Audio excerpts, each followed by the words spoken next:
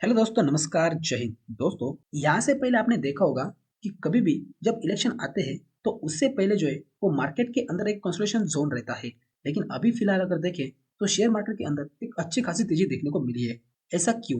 क्योंकि मार्केट ने अज्यूम कर लिया है कि आने वाला जो इलेक्शन है उसके अंदर मौजूदा सरकार मतलब मोदी सरकार ही जीतेगी। इसी के चलते शेयर मार्केट के अंदर लगातार हायर हाई बन रहा है। दोस्तों, अगर मौजूदा सरकार अगर जीतती है तो आने वाले कुछ समय में जो 5 सेक्टर है, उसके अंदर में अच्छी खासी तेज़ी देखने को मिलेगी। इसीलिए अगर ये 5 सेक्टर के अंदर हमें पैसा कमाना है, हमें अच्छा रिटर्न हासिल करना है, तो उसके अंदर के स्टॉक भी हमारे पोर्टफोलियो में होने चाहिए। इसी के चलते तो आज की इस वीडियो के अंदर हम 5 ऐसे सेक्टर के अंदर शेयर देखने वाले जो फंडामेंटली स्ट्रांग हो और फ्यूचर में अच्छा खासा पोटेंशियल रखते हो। चाहे ये सरकार आए या फिर ना आए, लेकिन हमारे पोर्टफोलियो के अंदर अगर वो स्टॉक रहेंगे, तो आने वाले समय में ये जो शेयर है वो अच्छे खासे रिटर्न देंगे। ऐसे 10 स्टॉक के बारे में हम डिस्कस करने वाले, लेकिन हम शॉर्टली डिस्कस करेंगे। अगर आपको किसी भी शेयर के चलते डिटेल में वीडियो चाहिए तो मुझे कमेंट सेक्शन में जरूर बताना, क्योंकि इस वीडियो के अंदर कंपनी का टेक्निकल व्यू, फंडामेंटल्स में कंपनी के वैल्यूएशन और क्वार्टरली रिजल्ट के ऊपर मैं डिस्कस करूंगा। तो दोस्तों, हमारा पहला स्टॉक है डिफेंस सेक्टर का। कंपनी का मार्केट कैप 6200 करोड़ का है, मतलब कंपनी स्मॉल कैप है। करंट मार्केट प्राइस 2000 की है। स्टॉक पे देखे तो 73 का, जबकि इंडस्ट्री पे देखे तो 73 का है, मतलब कंपनी ठीक ठाक वैल्यूएशन पे मिल रही है। बुक वैल्यू देखे तो 215 का है, जबकि वो भी ठीक ठाक है। आरओसी की बात करें तो 22% का है, आरओई 17% का है। Operating margin, operating profit margin वो 22% का है, मतलब कंपनी के मार्जिन जो है वो बहुत ही अच्छे है। कंपनी की डेट अगर देखें तो 250 करोड़ का डेट है, जबकि रिजर्व देखें तो 600 करोड़ के डेट रिजर्व से, मतलब डेट टू देखें तो 0.38 का है, जो कि हम ठीक ठाक कह सकते हैं।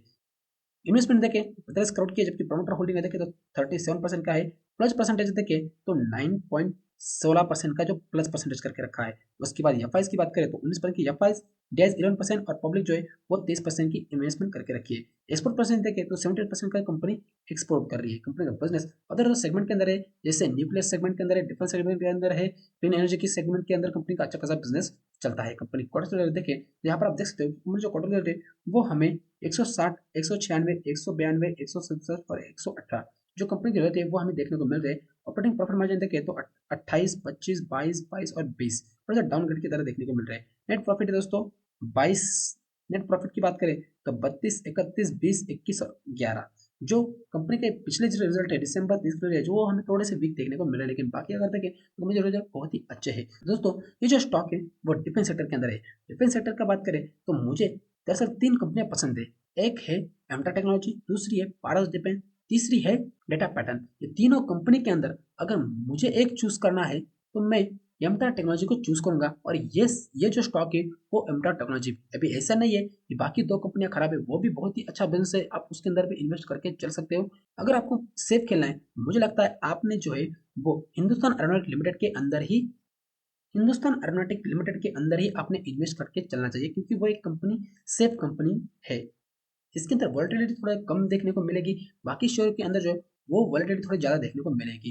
दोस्तों, टेक्निकल व्यू की बात करें तो कंपनी जो ट्रेंड है वो हमें बहुत ही अच्छा देखने को मिल रहा था पिछले कुछ दिनों या पिछले कुछ महीनों से। लगातार कंपनी जो है वो हायर हाई हायर लो में कंपनी अप ट्रेंड के अंदर मूव कर रही थी। उसके बाद इस कंपनी जो रिजल्ट है वो थोड़े से वीक देखने को मिले, और कॉन्फ्रेंस कॉल के अंदर कंपनी जो मैनेजमेंट है उसने थोड़ी सी डाउनग्रेड अपने वैल्यूएशन का दिखाया, अपने मार्जिन को दिखाया। इसकी वजह से इस शेयर के अंदर में अच्छी खासी गिरावट देखने को मिली।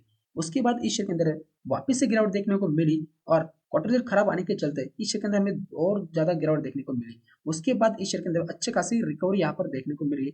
लगभग आप यहाँ पर देख सकते हो कि 1730 के लेवल के पास से अभी ये कंपनी 2030 पर चली गई है, मतलब 300 रुपए का यहाँ पर गेन पर स्टॉक देखने को मिला है। और नीचे अगर वॉल्यूम देखें तो वो भी अच्छा खासा देखने को मिला है। दोस्तों, ये जो कंपनी है वो अभी आप बाय करें या ना करें, इसके ऊपर हम थोड़ी सी डिस्कस करेंगे।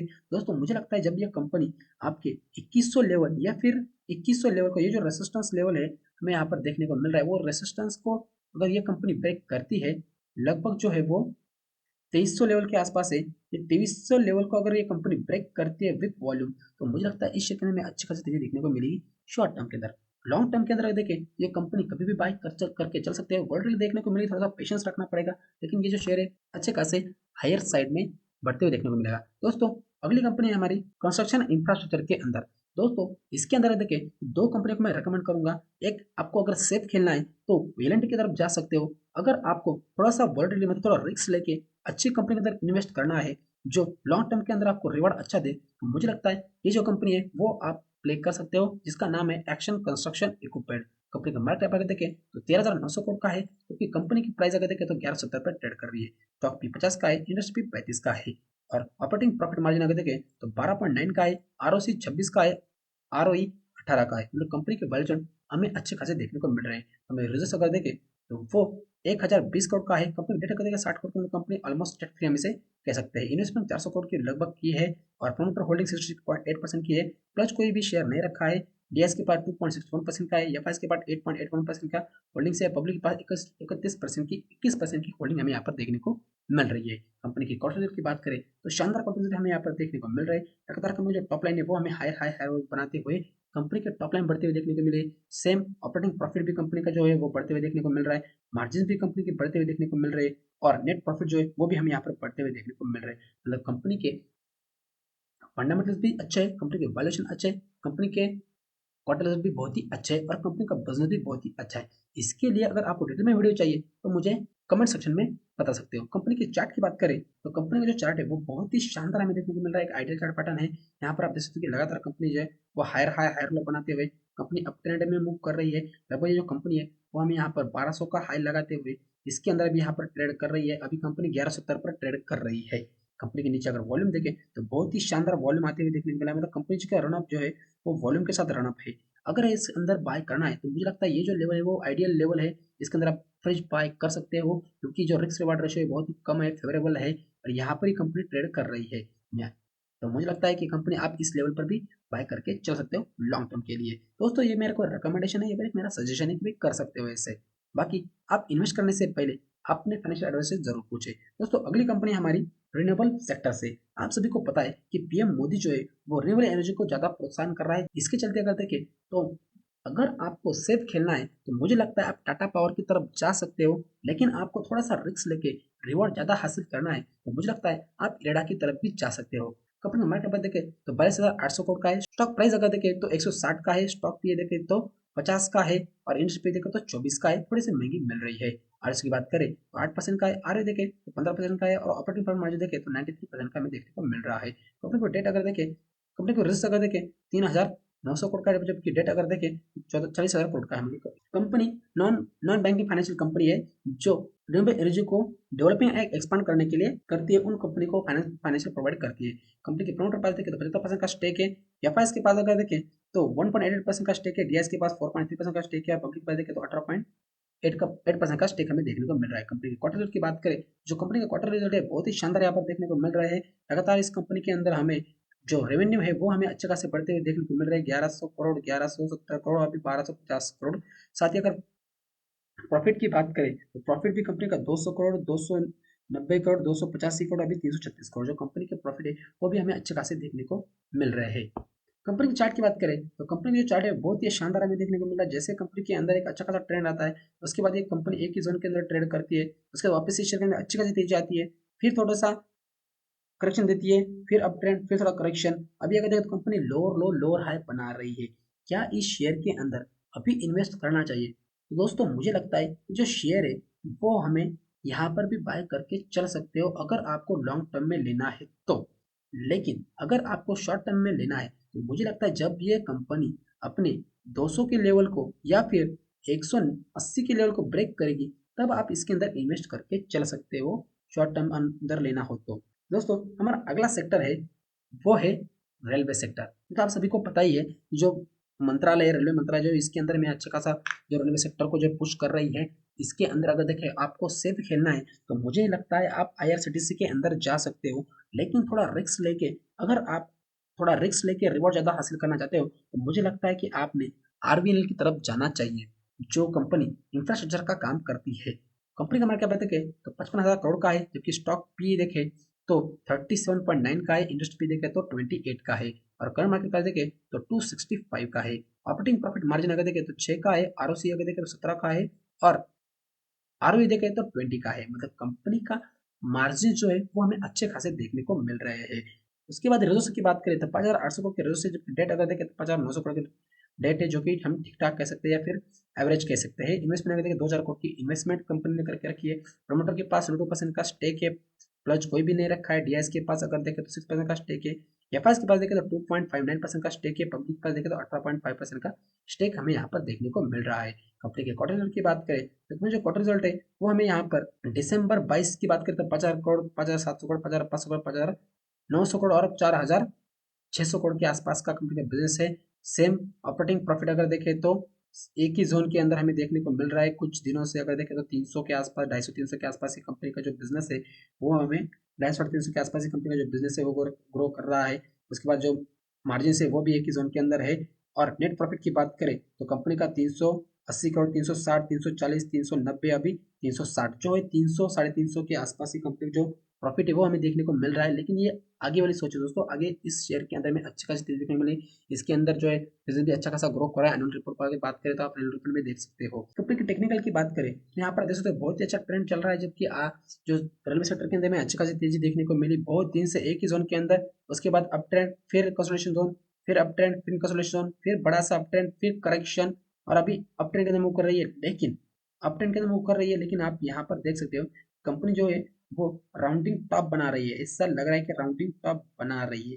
क्या अब इस शेयर के अंदर बाय करना चाहिए? दोस्तों मुझे लगता है अब लॉन्ग टर्म के लिए ले रहे हो तो आप थोड़ा बहुत 10-20 रुपए ऊपर नीचे आप बाय करके चल सकते हो। लेकिन अगर आपको एक कन्विशन के साथ अगर बाय करना है तो मुझे लगता है जब तक ये कंपनी 270 280 के लेवल ब्रेक नहीं करती है तब तक आप इसके अंदर वॉच लिस्ट में रख सकते हो। जब ये कंपनी 270 280 की लेवल ब्रेक करेगी तब आप इसके अंदर फ्रेश एंट्री ले सकते हो, ऐसा मेरा मानना है। दोस्तों हमारा अगला सेक्टर है आर्टिफिशियल इंटेलिजेंस। दोस्तों इसके अंदर भी बहुत सारी कंपनियां हैं, लेकिन अगर आपको सेफली ट्रेड लेना है तो टाटा एलेक्सी या बॉश के अंदर जा सकते हो। लेकिन जिसको थोड़ा सा रिस्क लेके अच्छा रिवॉर्ड हासिल करना है उसको एप्पल इंडिया के अंदर जाना जाना चाहिए, ऐसी मेरी राय है।